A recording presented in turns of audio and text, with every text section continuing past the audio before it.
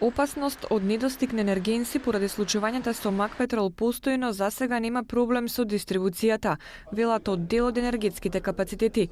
Од државната Елем, која користи мазут од Макпетрол за потребите на ТЕЦ Осломе и Рек Битола за 24 вести, велат дека досега не добиле известување од Макпетрол за прекин на дистрибуцијата на мазут, но доколку се случи тоа, ќе бараат други алтернативни извори.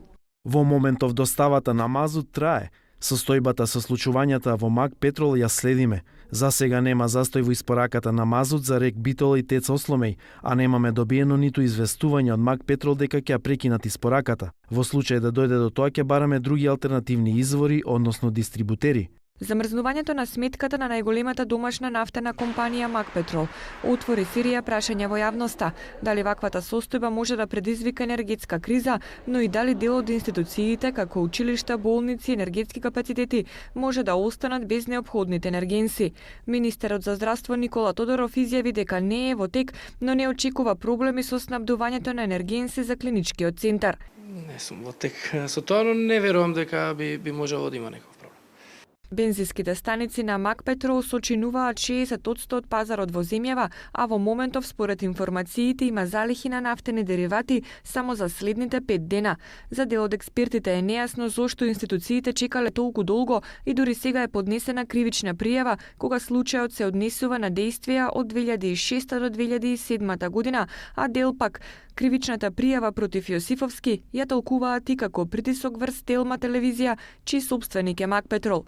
Од Либералната партија прашуваат дали процесот против Макпетрол е битка за нафтениот и растечкиот пазар на газ. Дали владата со овој потек сака да направи вештачко зголемување на цената на горивата во Македонија, да преземе или вештачки да создаде пазар за нови компании блиски до неа и со тоа да обезбеди неоправдана добивка на други компании во Македонија или зголемување на приливот во буџетот. Со ваквиот однос на владата се создава анархија и се зголемуваат политичките и економските тензии кои неповолно влијаат на животниот стандард на сите граѓани во Македонија.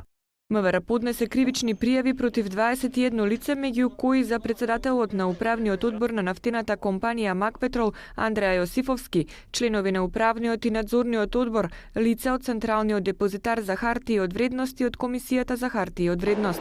Се сомничат за учество во незаконско прелевање на капитал од Макпетрол во командитното друштво со акции Оилко. Од Макпетрол демантираат дека без каква било одлука на собранието на акционери се превземени активности за вложување во Оилко.